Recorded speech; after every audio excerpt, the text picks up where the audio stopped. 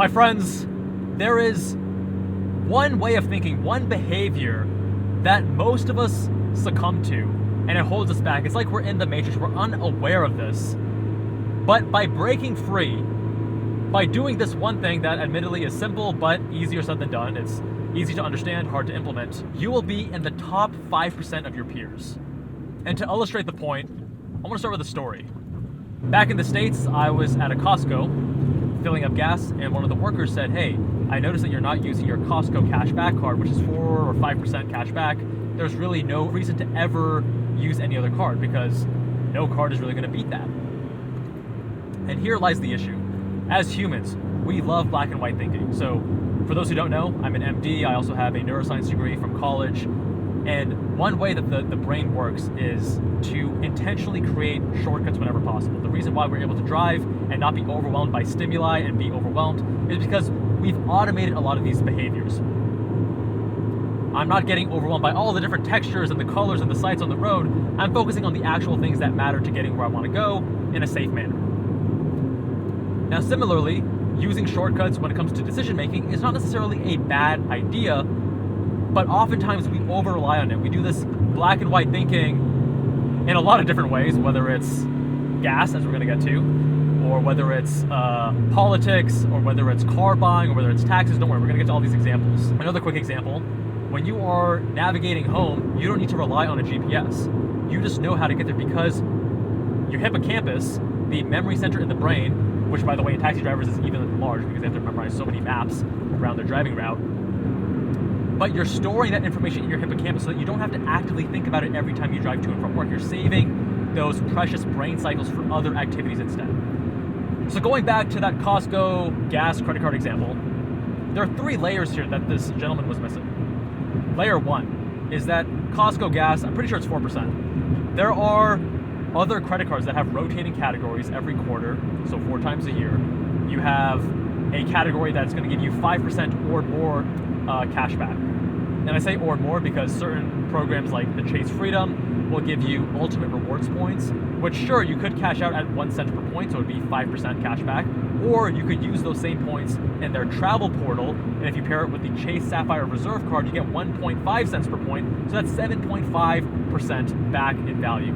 That's obviously a lot better than 4%, almost twice the rate. Layer 2, and this was actually the reason why I was not using my Costco card, is credit card sign-up bonuses. So if you guys get into credit card churning, which is how I've been funding a lot of my travel back since med school when I was broke AF and I had to travel across the country for a bunch of different plastic surgery interviews for residency.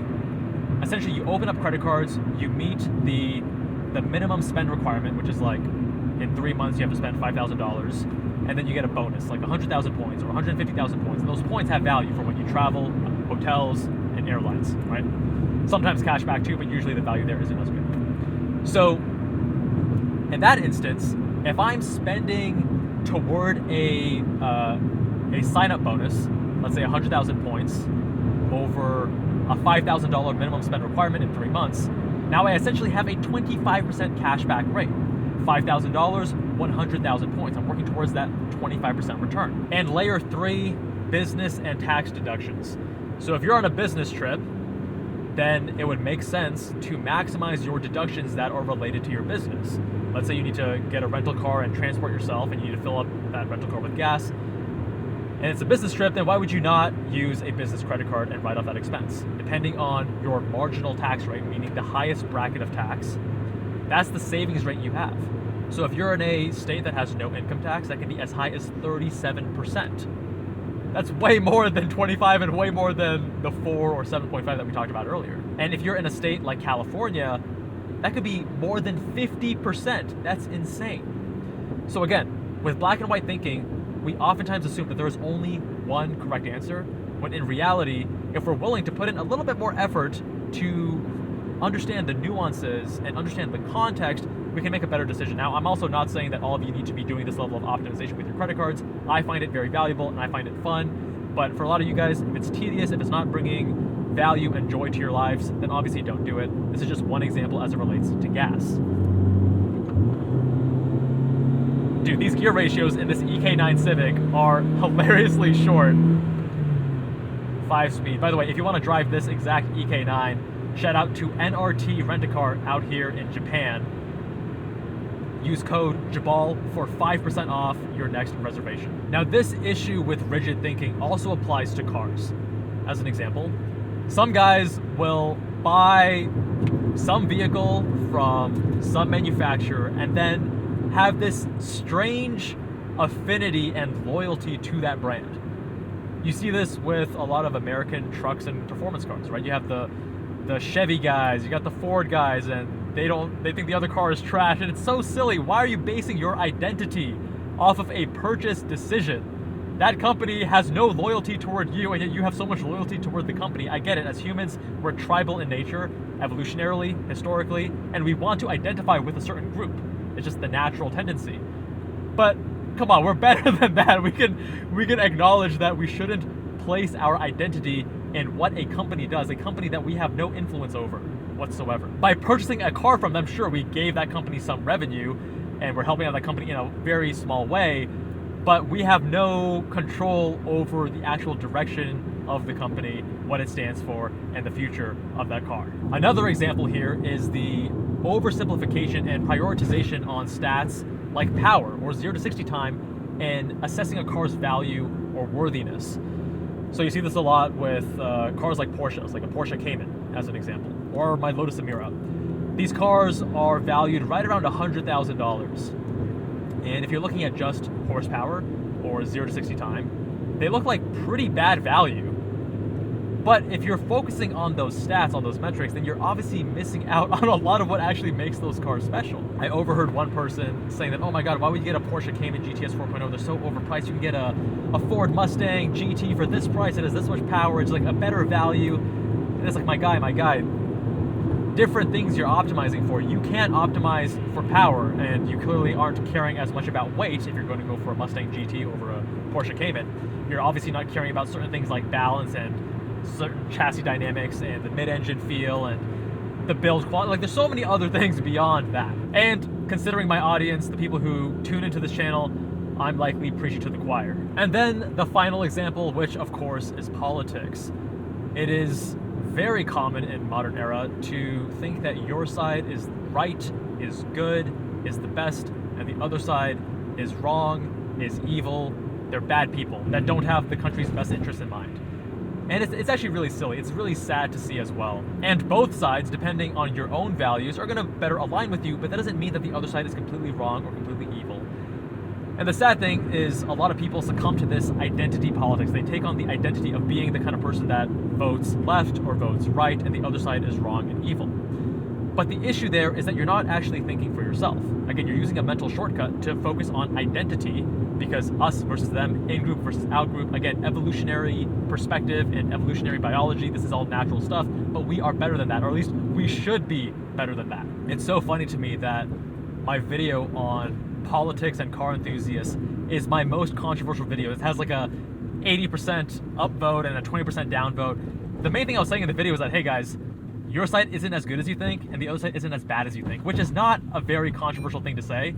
At least I don't think it is. It's people that think for themselves and are independent thinkers often come to that conclusion, but apparently it was controversial to some, which I find hilarious. I would actually extend that to say that someone that blindly believes that everything that their party is doing or the policies that they have are completely right and the other one is completely wrong, and they just align with that side completely, they're not a serious thinker, because what are the chances that you, from your own independent thinking, happen to magically align with one group or another? There's so much more nuance to all these different topics. You can't put me, as an example, into a single box because I agree with that side on these issues and I agree with the other side on these other issues. I have to vote one side or another, and then it comes down to me actually assessing those various policies and those various issues and prioritizing them, right? But if I aligned with one side or another, I would question how I arrived to those conclusions and to those beliefs. Now, finally, I want to go back to the idea of shortcuts. There are good shortcuts and bad shortcuts. And I gave you some obvious, easy to understand good shortcuts like, driving to and from home and memorizing the route, or not being overstimulated by the stimuli around you when you're driving a car. But there are other shortcuts that you can be more intentional about creating. So There's another video series that's focused on increasing your hourly rate and building a future where you can afford your aspirational dream cars and maybe even multiple dream cars.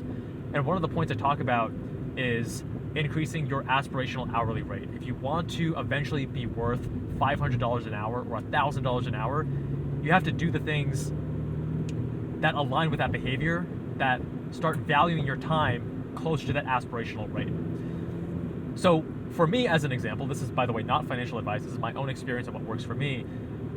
Like many of you, I grew up with a background where I was constantly checking the menu price, and I would stress about money more than I would like. And as a result, it oftentimes became difficult to spend on myself. I remember struggling with celebrating accomplishments and even just buying myself small things, or even just planning, not even very extravagant, but just international trips. And what I've done in recent years is create some internal rules and shortcuts that serve me. So as an example, when I go to a restaurant, I make it a point to order what I want without worrying about the menu price. For food, at least. Some alcohol gets really insane. The really special aged, 100-year-old wine and stuff. No, I'm not trying to drop several grand on a single meal. But when it comes to the actual dish, I make it a point to not worry about that anymore, like I have throughout my childhood and adolescence and even my 20s. Or another shortcut I have, if there's something I want that is $100 or less, I just buy it. I don't do the whole mental gymnastics of, is it worth it? Is this the right option? If it's less than $100, I just buy it if I want it. And I talk more in that other video about how I'm applying this to other areas of my life, like paying for a grocery delivery service that's $10 a month, that saves me a bunch of time, several hours every month. I think that's totally worth it. These are the kinds of shortcuts and structures to your behavior and your ways of thinking that I think are huge net positives.